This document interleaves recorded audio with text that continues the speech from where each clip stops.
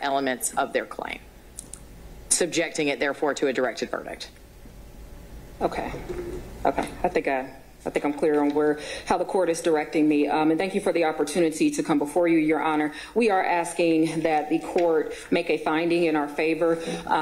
At this point, the court has heard the evidence in this case. You've heard testimony in this case. You had the opportunity to hear from our chief of staff, Mr. Bond. You've had the opportunity to hear from the plaintiffs in this case. The record is also supplemented with multiple affidavits and business record certifications and responses to the plaintiffs' request. And so there is a clear record that the plaintiff has not met their burden under the law with regard to a finding in favor of the plaintiffs. Judge, we are here, and I'm going to try to thread this needle as gently as I can. Our position is that we are here not because the district attorney's office or Madam District Attorney Fonnie Willis was not responsive to the plaintiffs. To the contrary, the record is clear that we were in fact responsive to the plaintiffs. But there has been no evidence that has been provided, only argument and supposition that the district attorney's office has not complied with the Open Records Act or acted without justification in this matter. We have not been negligent in any of our actions with regard to the multiple open records requests in this case. And Judge, in all candor to this tribunal, the reason that we are here is not because of this Open Records Act. We are here because of the criminal case that is pending against Michael Roman. This open records suit has been filed in order to essentially get information to relitigate the disqualification that was heard in the criminal case and to add credence to plaintiff's argument with regard to that. It is not lost on the defendants in this case. When this lawsuit was filed back in January, on January 30th of 2024, mere days before briefs were due in the criminal matter, that is not a coincidence. It was intentional to add credence to calls for disqualification of the district attorney in that criminal case. This entire lawsuit, this case, and why we are before this court is to accomplish three goals on behalf of this plaintiff. It is to impact the criminal prosecution of her client this upcoming election. It's our position that there has been bad faith on behalf of the plaintiff and that this suit is being used to harass and intimidate the district attorney. And I will save the unjust enrichment portion for later as pursuant to the court's direction.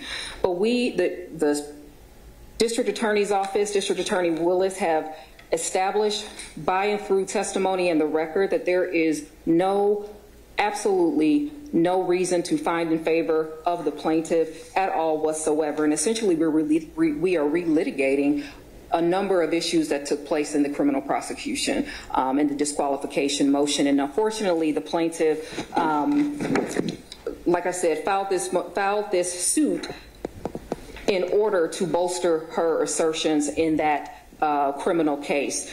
That should not happen. We should not be relitigating matters here. The information that is requested. Well, forgive me for interrupting, but let me just be clear. We're not relitigating any of those matters because I have no authority and thankfully no responsibility to relitigate any of the issues associated with Mr. Roman's prosecution or that larger prosecution. I understand the course. I'm sorry. Right. And so I'm just saying, I promise you that I will not take up any invitation to relitigate those issues because I don't want to and I don't have the authority to do so.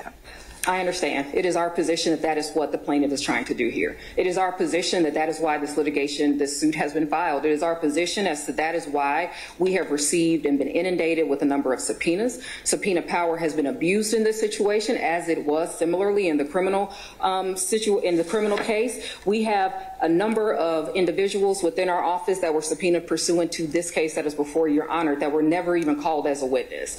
District Attorney Willis, the plaintiff's asked to hold her in contempt, did not properly subpoena her. It's all explained within this motion, did not properly subpoena her, have not filed in notice or anything of that nature. A signed return receipt was not filed with the court pursuant to the law. I would refer the court to the case of Harkness. Let me get the citation for you, Your Honor. Harkness versus State, 225, Georgia Appeals 864, 1997 case, which states very explicitly, and in that case, the appellate contended that his trial counsel was ineffective and he failed to secure counsel's attendance for a motion for new trial. Counsel attempted to serve Harkness attempted to serve trial counsel by way of certified mail, and the court noted in that case that proof of service of a subpoena in this matter requires the filing of a signed return receipt with the court, and the same is not in the record. It's directly analysis. Let me interrupt. Okay, so this is why I wanted to separate out some things. So a good bit of what you're complaining about now, right? I can't give anybody legal advice, but there's a procedure for you to say that that was in bad faith and that we incurred attorney's fees or whatever associated with a party who was ultimately dismissed. Like, there's a process, but right now the issue in front of the court is, and this is what I'm struggling with. To my understanding, there's never been a dispute that the records that were requested by the merchant law firm are public records that are subject to the ORA. I've never seen it asserted as a defense in this case. I've never heard it argued by any of the attorneys in this case that the records sought were not public records that are subject to the Open Records Act, separate and apart from the ruling I've made that the DA's office is subject to the Open Records Act, unless, of course, the Supreme Court tells me tomorrow that I'm wrong, right? Mm-hmm. So if they are, in fact, open records, and the request made by the merchant law firm was clear enough that the custodian could understand what was being requested and attempt to comply with it, does the fact that an attorney intends to use those public records to their advantage in another piece of litigation, why does that matter? Judge, I think it all is related. We in the district attorney's office are dealing with a plaintiff who has filed a complaint, has alleged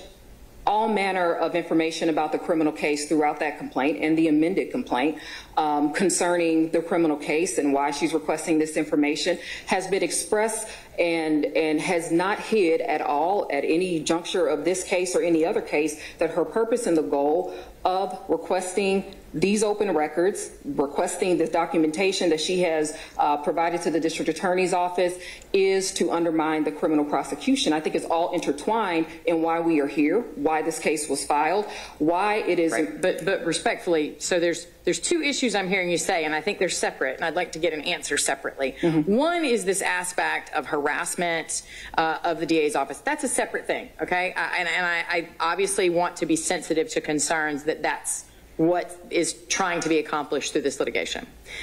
But we're going to put a pin in that for a moment right now.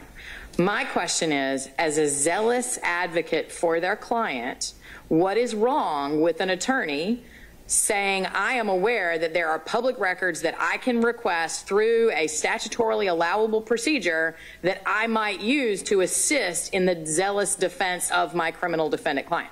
What is wrong with that? Judge, I've never said anything is wrong with zealous representation. Prior defense attorney right here. I believe that it is important that we have defense attorneys who zealously advocate for their clients, that look at all possible defenses, that make sure that they are covering every base. That is not what is happening here. That is not why we are here today. We have something that is very different, and my perspective, my view, our position we submit to this court is that it is so intertwined with why this lawsuit was filed that zealous representation is one thing, but to use the open record statute in order to harass a district attorney, to file filings into the record, in this case that is before your honor, that our position is not accurate, to assert to this court that there are documents that were not received that we know that were in fact received, or we have a situation where we have a plaintiff that is making assertions that there are these additional documents, even though she has been given responses, she has been communicated with, that we have been nothing but responsive to her request regarding the multiple open records requests that we have received. Now, even receiving the responses from the state, we were still met with this assertion that, one, we were derelict in our duty in some regard, that we were negligent in some regard, that we have not complied with this statute. And what I am trying to probably and artfully communicate to this court is that those assertions were made for the sole purpose of undermining the prosecution in the criminal case. That has been the driving force of what led us here, and that is very different than zealous advocacy. We are outside of the realm of zealous advocacy. The records are public. She can use them however she chooses to. But whether or not there have been factual assertions that this court can actually consider outside of, speculation, assumptions, just my belief or my thought is this, facts and evidence that will suggest that the district attorney has did something other than comply with this open record statute is not here. The record is void of that. This court actually has a record that not only shows but proves that we have not just exercised our duty, but we have gone a step further because, as the plaintiffs have said at some point during their questioning today, this situation is very litigious. We know, we not just know, but it is a tenet of District Attorney Willis to make sure that we are being transparent in our dealings. These accusations, this lawsuit suggests otherwise. And what I am trying to communicate to the court is that that suggestion is not because there is a legitimate basis. It is because plaintiffs wish to use that in order for Michael Roman to get out from underneath his criminal case. The appropriate and proper way to handle that situation is to allow that man to have a trial. People have a right to a jury trial. People have a right to defend their clients. Right, but again, I apologize if I sound like I'm beating a dead horse here, but again, what I'm struggling with is whether any of this information is intended for or will be used for. I question whether that's relevant to a determination of were these open records, were they clearly requested, were they provided, or was a good faith effort made to find them and provide them.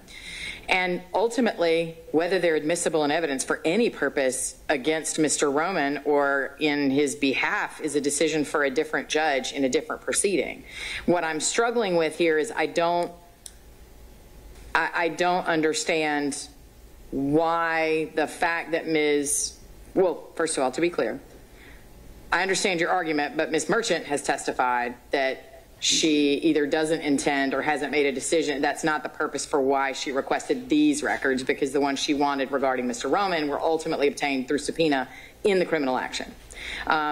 So she has affirmatively, and I think Mr. Merchant also said that that's not the intention here, that some of this was for a project associated with Gactyl or something like that.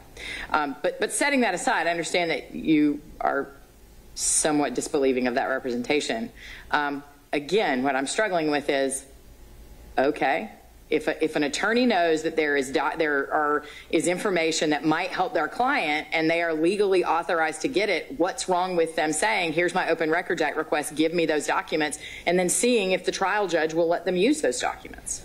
Again, Judge, I don't think that is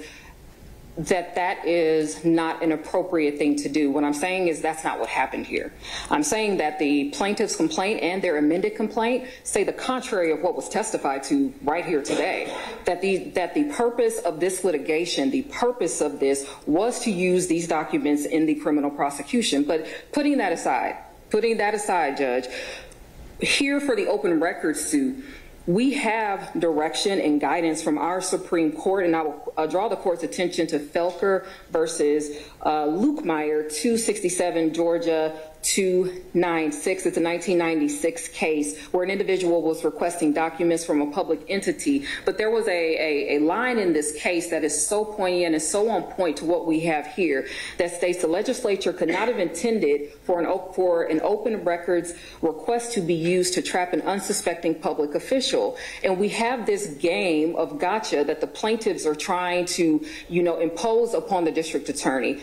Notwithstanding all of the other matters and cases that we have, people request records from our office every single day. We are inundated with open records requests. Even though the official position of the DA's office in this litigation is that they're not governed by the Open Records Act. Just saying. People request it. I have no control over what people request. But if you don't give them, they apparently can't be enforced against you because the law doesn't apply to you according to the official position of the district attorney's office and the Fulton County District Attorney in this lawsuit. Just saying. And I'm saying that people make their requests. They reach out to our office. They ask for the documents they wish to ask for. That is their prerogative. They can reach out to any office and make any requests that they want.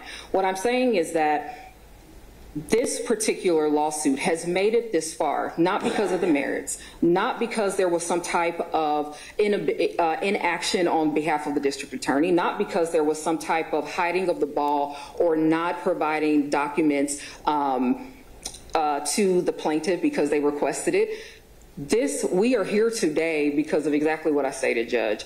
It is not because the plaintiff did not receive something. It's not because the district attorney is playing hide the ball. It is not for any of those reasons. It is because, and I understand the court's position with regard to this, but it's because the plaintiff wishes to undermine the prosecution in the criminal case. Use those records for however you choose to use them. We did provide them. We did, in fact, provide the records to the plaintiff. During the pendency of this litigation, we have received a number of emails. We've received correspondence.